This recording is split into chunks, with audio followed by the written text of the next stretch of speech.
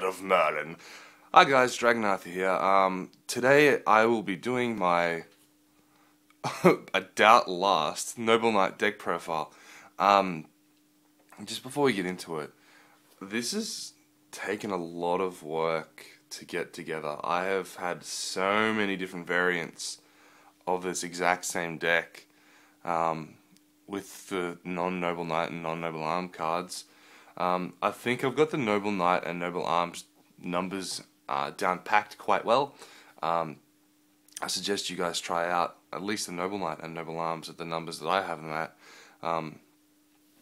As for like the extra stuff, to be honest, what the deck is really missing, it's really missing a card that could, like a solar recharge, that I could ditch a Noble Knight and search for Noble Arms, or ditch a Noble Arms and search for Noble Knight. It's also lacking ways to actually use Lady of the Lake, which sucks, but it would have been great if Bedware said I could send a Lady of the Lake or a Noble Arms to the grave. That would have been awesome, but anyway, this is taking me a lot of work. I also don't have all my Merlins or all my last chapters yet, purely because here in Australia, the Noble Knight of Round Table box sets is $70 each, which is about at least $60 American or $65, something like that. It's really not cheap here. We also don't get the sleeves with it. And I have ordered them though. They're coming from the UK, so it'll be another week or so before they get here. But yeah, this is taking a lot of work to get where it's at, and I'm sure I'll be doing a lot more work on it in the future to, you know, perfect it or whatever I can. So we'll start it out. 3 Merlins. Obviously I haven't got my other 2 because they're on order. Sorry about that. And 3 Madrot.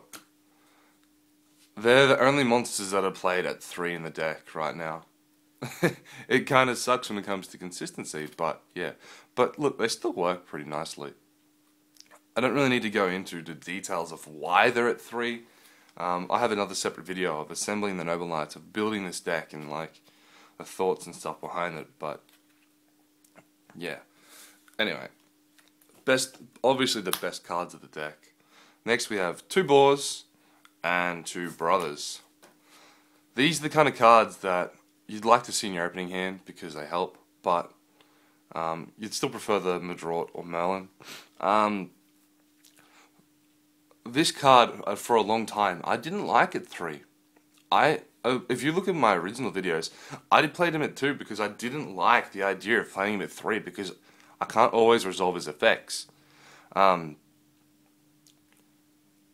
that still stands true. I've never liked him at 3.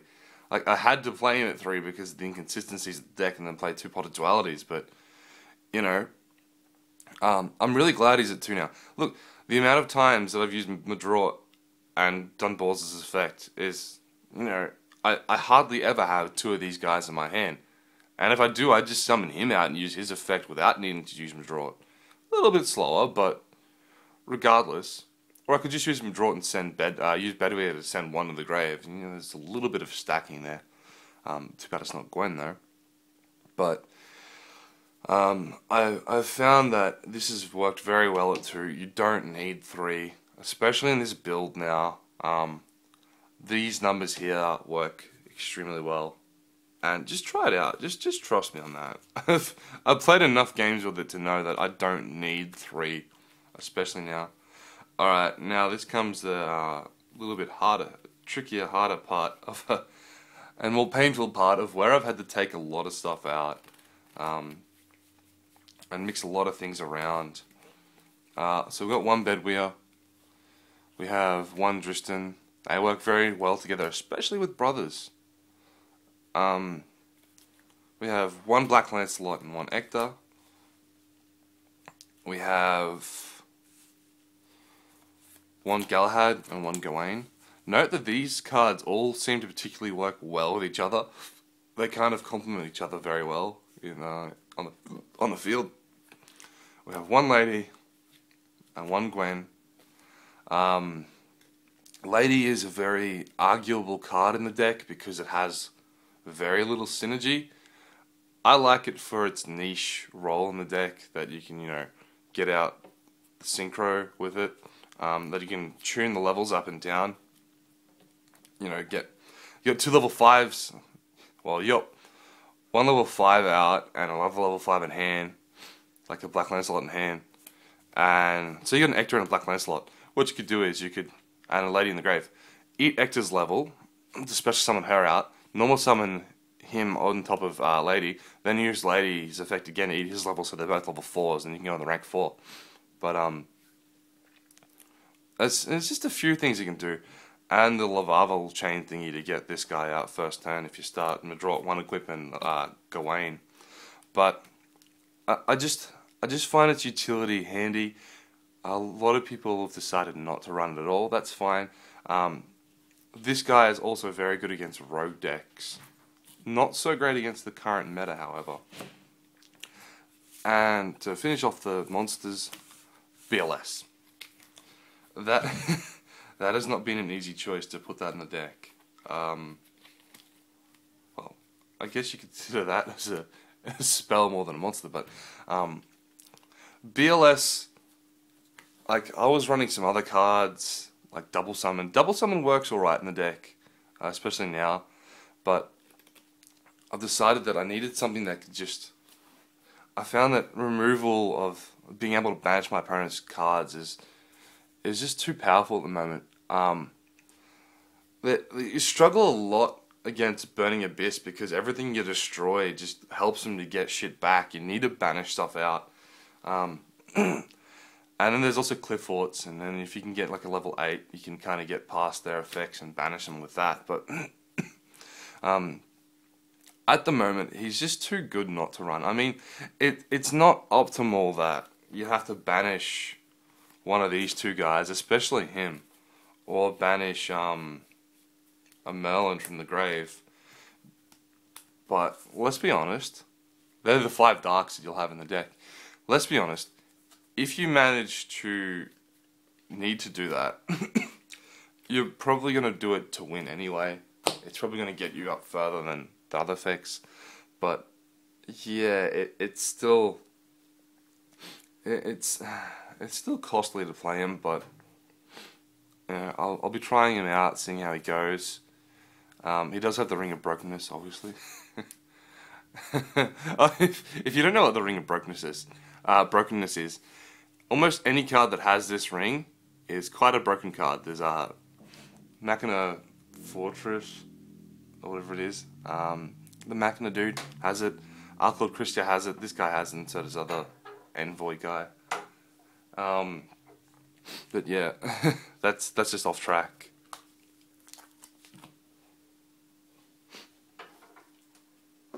Okay, into the spells.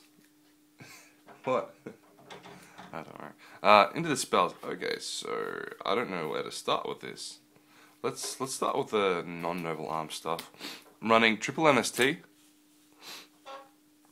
Yeah, that's a new thing for my my deck list. Running this, it's kind of needed right now, especially with vanities being so prevalent. Do you want to come in and sit down? You don't know how to close the door. You can't close it from that side. Ignore that. That's my girlfriend trying to close the door. She's having problems with it. Sorry guys. Triple rotor, obviously, and the mandatory Foolish Burial. Especially if you run Lady, that's really good, because you can foolish Merlin, you can foolish Gwen, foolish Lady, and foolish a few other cards. It works quite well still. And one Raigeki main board. That's a very weird thing.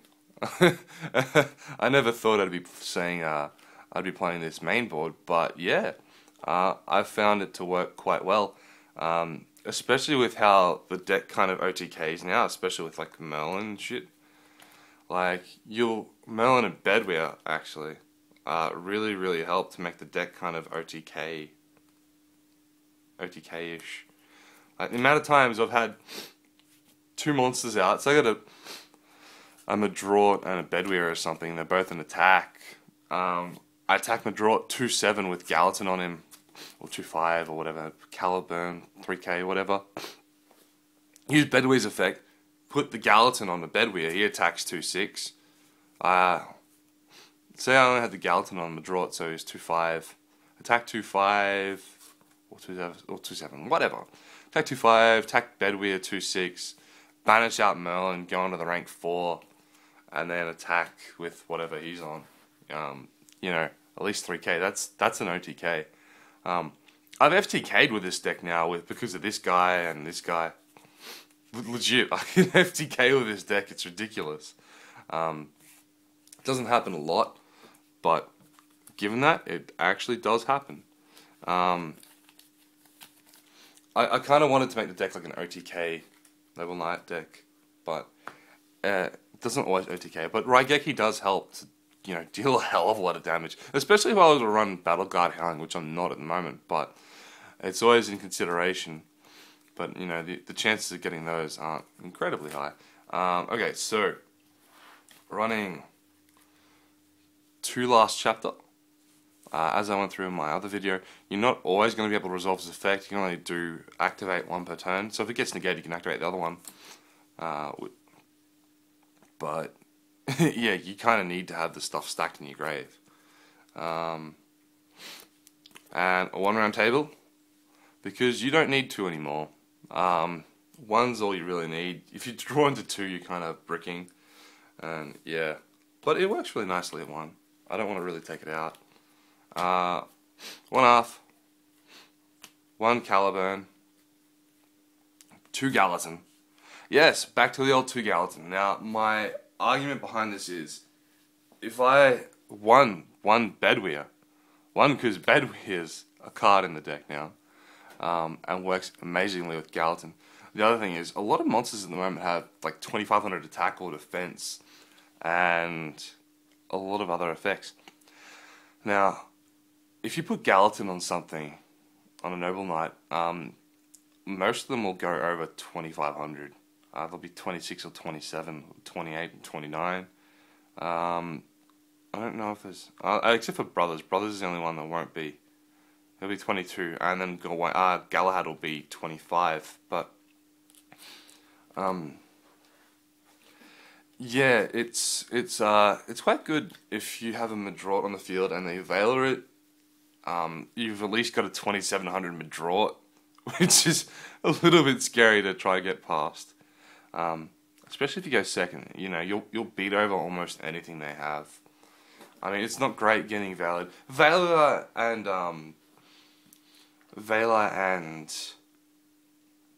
Moraltark is still pretty much like the banes of this deck. Like, you can't really get past them. But the other reason is because Gwen's down to 1 now, I wanted to have another re-equipping Noble Arms. And that's what Gallatin's also there for, so I have that. I mean, Caliburn is pretty bloody shit to run 2 of, in comparison. I mean, yeah, 500 life, okay, cool. If it doesn't re-equip, you're only going to get 500, and it's going to have 500 attack. Beating over a 2200 Madrot isn't that hard. You know, putting a Caliburn on a Madrot and attacking 2200, you're not going to beat over 2500 defense. Arf is good too, but it's more of a sideboard, like, for a very back row heavy matchup, where you take out a Gallatin and put an Arf in. But yeah, otherwise, Gallatin's the best out of the 3 at the moment. Obviously, you got the 2 Destiny and 2 Excalibur. Still considering this to go to 3, but not heavily considering that. And the last 2 cards on the main board are my favorite Karma Cut.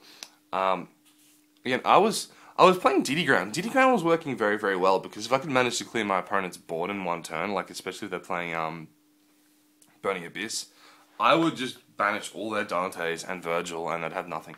But I don't really want to have to deal with them getting that, so Karma Cut kind of comes in handy there, where you really kind of want to interrupt your opponent's plays rather than having to deal with it once it gets out. And that's what something the deck doesn't do very well, with the exception of maybe Bedweir with Dristan. But regardless, there's not a lot of interruption in this deck because we've had to have the Noble Arms. and I just decided that I needed to put these guys in. Like, discarding isn't that painful when I can't do anything. So I just needed to put the karma cuts back in. They've always served me so well. And yeah. Alright, so extra deck. We have one lady, so we have one synchro. Two of the rank 4s. And we'll go on the other guy later. One Excalibur, one Blade Armor Ninja. He's back in again because of double Gallatin and this guy making him a lot more relevant. One Gandiva. Honestly, I don't make Gandiva very much. I could probably move him out for Exiton once I get one. Still haven't got one. Castel, Abyss Dweller, still really good. Lava Change, still very, very good in this deck. Still makes a lot of combos. Starlight Paladino. I won a game by using Starlight Paladino and Blade Armor Ninja together. Reduced the opponent's monster attack to 0. Put a Gallatin on this guy. Attack 3-2 over the top of that. And attack 3-2 over the top of one of his other guys. That was painful for him. He was just like, Constellar Omega still, just for that random like end of game kind of want to just sit on something safe. Obviously it's not as good anymore, especially with Dante. Just gets to 25 and beats over this, but still pretty good. And 3 Sacred Kings. Yes, that's right. You heard it. You saw it. 3 Sacred Kings. 3 of the rank 5s. Why 3 of the rank 5s? Mainly because of this guy. The amount of times you're going to be making Noble Knights greatly outweighs the amount of times you'll make anything from here, or everything from here. You will almost always go into a Noble Knight with most of your matchups, go into one of these guys. And especially now that you can quick effect banish him from the grave, you can either do it to stop your stuff getting destroyed by your opponent, like a karma card targeting him, and draw it, okay, banish out Merlin, go into rank 5. You miss timing on his effect, but it's better than having him draw it banished. Or the most prevalent thing is you go attack, banish this guy out, go into him and attack with him. Trust me, I have played this enough to say that you're going to want to run this at 3. Like I said to a couple other people, these you don't need to worry about so much. Honestly, I don't think I've ever needed to go 3rd into this, but this guy, you will need to go into 3, like at least 30% of your games you play. I promise you, if you're not running 3 of this now, with this guy being out, you're going to be in pain. You're going to be sitting there going, I want to make the Sacred King, but I can't because Merlin's not there. Run him. And run this at 3. It works so well. Yeah. I don't know what else to say. Like, I'm going to do a hell of a lot of more work to kind of update this deck and find out what the best things to put in there. Like, I need to trial out Night Beam. I need to trial out some other stuff. Double Summon worked alright. DD Ground worked alright. I'm still going back to the Karma Cuts, and I put the BLS in there. I tried Scolding. Scolding was a bit too slow. I mean, it's great, but it's too slow. Especially when your opponent knows that, if you have like 2 traps in the deck, they know what it's going to be. Even if you put down fakes. But yeah, it's still 6. That's funny. You just substitute 1 for them. One of that for that. I got a Goyo as well. I mustn't forget that. But yeah, it's the deck's changed a lot, and it's a lot of work to kind of get things down packed and get the right numbers in there. I think what I've got at the moment's pretty dead on for what you'll get for like the best numbers. I'm sure someone will come out and have a deck that runs like no Dristan or no Bedwyr or no Galahad or no something they'll have nothing of, and it's just like a rush deck. But for now, that's my deck profile. Don't forget to like, favorite, and subscribe, and comment on what you think down below. Thanks, guys.